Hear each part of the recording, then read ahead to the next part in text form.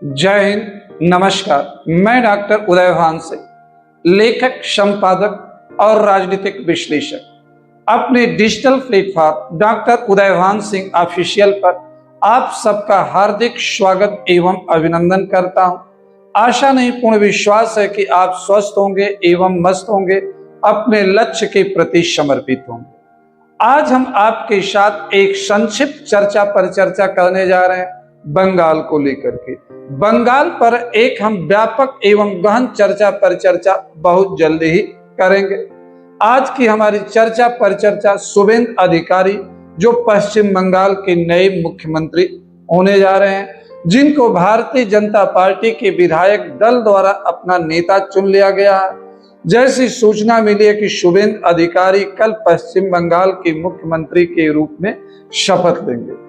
आज सबसे पहले तो मैं भारतीय जनता पार्टी और उसके निर्वाचित विधायकों को बधाई और शुभकामना देना चाहता हूं कि उन्होंने महाभारत के युद्ध में विजय श्री का वर्ण किया है और विजय प्राप्त करके एक इतिहास रचा है। इसके साथ साथ में भारतीय जनता पार्टी के उन करोड़ों कार्यकर्ताओं, सदस्यों और समर्थकों को भी सैल्यूट करता हूं जिन्होंने ममता बनर्जी के जंगल राज्य के विरुद्ध, ममता बनर्जी के तानाशाही के विरुद्ध, या ये हम कहें कि ममता बनर्जी के द्वारा पोषित, संरक्षित और समर्थित आतंकवाद एवं अपराध के विरुद्ध संगठित होकर के चुनाव लड़ा, बिना भय के चुनाव लड़ा और अपने प्रत्याशी को जिताने में सफलता प्राप्त की। इस चुनाव में प्रत्यक्ष और अप्रत्यक्ष रूप से जिन लोगों ने लोकतंत्र को सफल बनाने के लिए अपना सहयोग किया, उनको भी मेरा सलाम है। आज भारतीय जनता पार्टी 8 मई 2026 को भारतीय जनता पार्टी की कलकत्ता में बैठक हुई और इस बैठक में शुभेंदु अधिकारी को भारतीय जनता पार्टी विधायक दल का नेता सर्वसम्मति से चुना गया। इस बैठक में पर्यवेक्षक के रूप में केंद्रीय गृह मंत्री अमित शाह और सह पर्यवेक्षक के रूप में उड़ीसा के मुख्यमंत्री की उपस्थिति अपने आप में सब कुछ कहती है। जब अमित शाह बैठक में मौजूद हो तो किसी भी विधायक को विरोध करने या अनुशासनहीनता दिखाने का कोई अवसर ही नहीं बचता, लेकिन ऐसा नहीं है। भारतीय जनता पार्टी के सभी विधायकों ने अपने दिल की आवाज से शुभेंदु अधिकारी को अपना नेता चुना। भारतीय जनता पार्टी के विधायकों में कोई खेमाबंदी नहीं है। भारतीय जनता पार्टी के सभी विधायक और नेता इसलिए खुश हैं कि वह बंगाल में सरकार बनाने जा रहे हैं। श्यामा प्रसाद मुखर्जी की जन्मभूमि में भारतीय जनता पार्टी की सरकार बनने जा रही है। माओवाद को समाप्त करने, वामपंथी शासन को समाप्त करने के बाद जो अप्रत्यक्ष रूप से ममता ने पश्चिम बंगाल में कृत्रिम माओवाद की स्थापना किया था, या वामपंथ का रूपांतरित सरकार को वहां पर पिछले 15 वर्षों से चला रही थी, तो आज भारतीय जनता पार्टी ने वामपंथी विचारधारा और ममता दीदी द्वारा सृजित विचारधारा पर विजय प्राप्त करते हुए वहां पर एक दक्षिणपंथी विचारधारा को स्थापित कर रही है। राष्ट्रवाद की भावना जो पश्चिम बंगाल की आत्मा हुआ करती है, आज पुनः पश्चिम बंगाल में स्थापित होती दिख रही है। मुस्लिम ध्रुवीकरण के विरोध में हिंदू ध्रुवीकरण भी पश्चिम बंगाल में होता हुआ दिखाई पड़ रहा।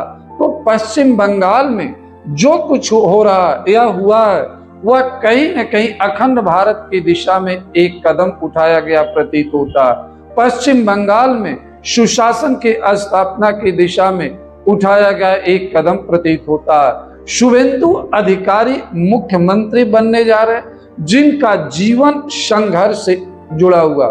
कभी वह ममता के दाहिने हाथ हुआ करते थे, लेकिन शुभेंदु अधिकारी 2020 में भारतीय जनता पार्टी में सम्मिलित होते हैं। वह ममता बनर्जी की नीतियों से दुखी होकर, ममता बनर्जी की राष्ट्र विरोधी विचारों से दुखी होकर पश्चिम बंगाल में घुसपैठियों की बढ़ती हुई संख्या को देख करके वह धीरे धीरे ममता दीदी से अपने संबंध समाप्त करते हैं और भारतीय जनता पार्टी की राष्ट्रवादी विचारधारा को आत्मसात करते हैं और संघर्ष करते हैं। 2021 के विधानसभा चुनाव में भी शुभेंदु अधिकारी ने ममता दीदी को नंदीग्राम में लगभग 25,000 वोटों से हराया। इस वर्ष के चुनाव में शुभेंदु अधिकारी 2 जगह से चुनाव नंदीग्राम और भवानीपुर से लड़ा था। भवानीपुर में उनके सामने ममता दीदी थी। ममता दीदी को लगभग 15,000 वोटों से भवानीपुर में हराया। तो इससे प्रतीत होता है कि शुभेंदु अधिकारी कितने बंगाल में लोकप्रिय है, कितने कर्मठ हैं, किस प्रकार वह जो है संघर्ष करना जानते हैं, किस प्रकार वह रिस्क लेना जानते हैं। शुभेंदु अधिकारी को जहां भारतीय जनता पार्टी के संगठन का लाभ मिला, भारतीय जनता पार्टी के कैडर का लाभ मिला, भारतीय जनता पार्टी के विचारधारा का लाभ मिला, वहीं शुभेंदु अधिकारी के संघर्ष करने की क्षमता और उनके परिवार के संघर्ष करने की क्षमता का भी लाभ मिला। तो शुभेंदु अधिकारी को मैं दिल की गहराइयों से उनको शुभकामना प्रेषित करता हूं, उनको बधाई देता हूं और ये आशा करता हूं कि शुभेंदु अधिकारी पश्चिम बंगाल में सुशासन और राम राज्य की स्थापना करेंगे। जिस प्रकार से उत्तर प्रदेश में अपराधियों के विरुद्ध अभियान चलाया गया और अनेक माफियाओं का अंत किया गया, उत्तर प्रदेश में संगठित अपराध लगभग समाप्त हो चुका है, उसी प्रकार शुभेंदु अधिकारी पश्चिम बंगाल में कदम उठाएंगे। चुनाव प्रचार के दौरान शुभेंदु अधिकारी ने जिस प्रकार उत्तर प्रदेश के मुख्यमंत्री योगी आदित्यनाथ का दंडवत होकर प्रणाम किया, इससे भी एक संदेश जाता है कि शुभेंदु अधिकारी एक संस्कार युक्त व्यक्ति हैं और सनातन वैदिक परंपरा में विश्वास करते हैं। शुभेंदु अधिकारी की सफलता इस बात में निहित नहीं है कि टीएमसी के कितने गुंडों का इनकाउंटर होता है, टीएमसी के अराजकता को किस प्रकार वह समाप्त करते हैं। शुभेंदु अधिकारी की सफलता इस बात से आकलित की जाएगी जब पश्चिम बंगाल के हर व्यक्ति के आंखों से वह आंसू पोंछने में सफल होंगे, उस हर व्यक्ति को सुरक्षा और संरक्षण और देने में सक्षम होंगे जो भारतीय संविधान, भारत की सनातन परंपरा, भारत की वैदिक परंपरा, भारत की सभ्यता एवं संस्कृति में विश्वास करता हो। शुभेंदु अधिकारी मुख्यमंत्री अवश्य बन रहे हैं, भारतीय जनता पार्टी सरकार अवश्य, लेकिन भारतीय जनता पार्टी की सरकार के सामने, शुभेंदु अधिकारी के सामने चुनौतियों का पहाड़ खड़ा हुआ। सबसे बड़ी चुनौती पश्चिम बंगाल से घुसपैठियों को बाहर निकालना, दूसरी बड़ी चुनौती शुभेंदु अधिकारी के सामने सीएए को लागू करना, तीसरी बड़ी चुनौती पश्चिम बंगाल में संगठित अपराध को नियंत्रित करना, चौथी बड़ी चुनौती पश्चिम बंगाल में माओवाद को पुनः जन्म लेने से रोकना, पांचवी चुनौती शुभेंदु अधिकारी के सामने पश्चिम बंगाल के सामाजिक आर्थिक विकास को बढ़ावा देना है।